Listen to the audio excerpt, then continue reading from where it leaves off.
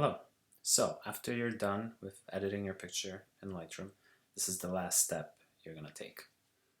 You go to the library tab at the top, select the picture you're done with. You can also do this with multiple images at the same time as well. So we can click on two pictures, and down here on the bottom left hand side where the import button is, there's also the export button. You click the export button. This window shows up, tells you that we're going to export two files.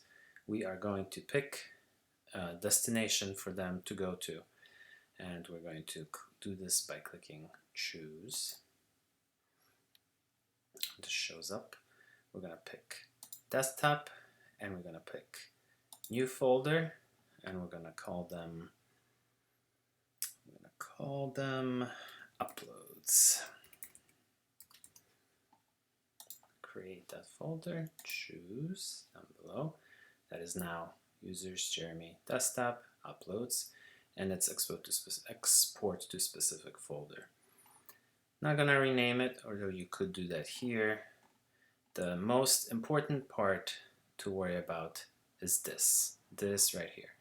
And in our class, for most of our purposes for looking at these images online, these are the settings that you want. You want your image format to be a JPEG. You want its quality to be at 100. You want this color space to be sRGB. You want the resize to fit the long edge to 2000 pixels, and you want the resolution to be at 150. These are the settings that you want to have. This produces images that are easy to move around the web. This is a good size also if you want to post stuff on Instagram. This is actually a pretty good size to have to deal with. And going further down, do not need to do anything else. As long as you do these settings, you hit export. The images, it says up here on the upper left that it's exporting the two files. Let's try something different real quick. Let's pick this picture. Let's go export. We're still gonna put it into uploads. But let's say you wanted something a little bit higher quality. Let's say you're going to print. So instead of JPEG under image format, now you will pick a TIFF as your file format. Compression is none. This time you go with ProPhoto RGB for color space. Bit depth is 16 bits per component.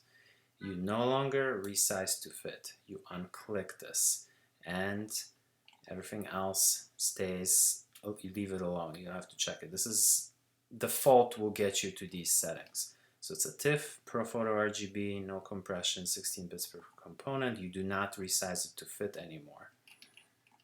Once again, here they are. And you hit export.